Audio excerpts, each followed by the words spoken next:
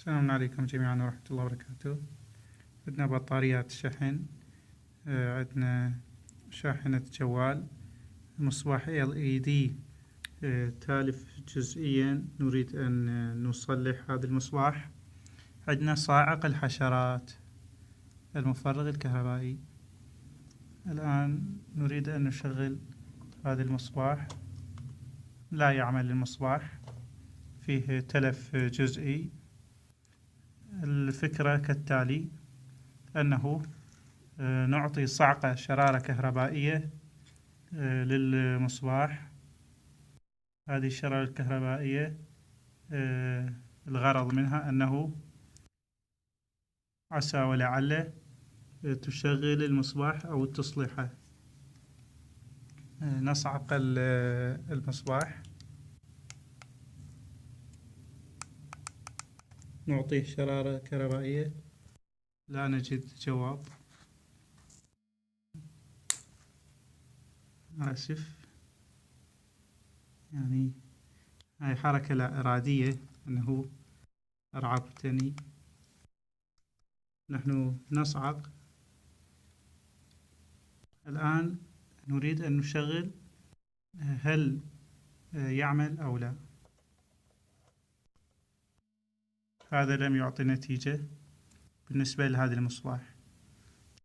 هناك مصباح آخر يعاني نفس المشكلة، لكن استجيب أنه أعطيناه شحنة كهربائية صاعق فاستجاب. كان أيضا فيه خلل، لا يعمل.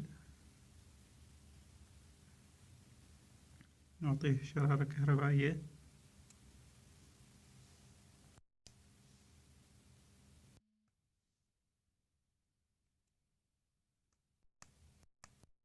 هذا يستجيب. الذي يستجيب نجربه.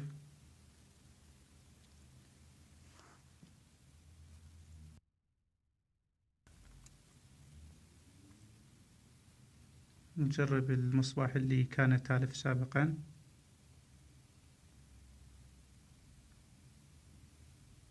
هذا أعطى نتيجة، يعني استنتجنا أنه الصاعق الكهربائي له القابلية على تصليح المصابيح LED التالفة جزئيا بنسبة 50%. بعضها لا يعمل إطلاقا إذا تلف، وبعضها ممكن أن يعمل لاحقا عند صعقه بالشرارة الكهربائية.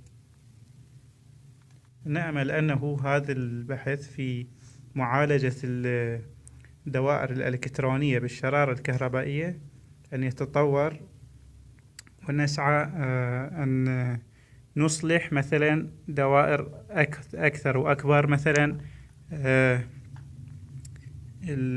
IC، هذا العقل IC، أو أي دائرة كهربائية أخرى.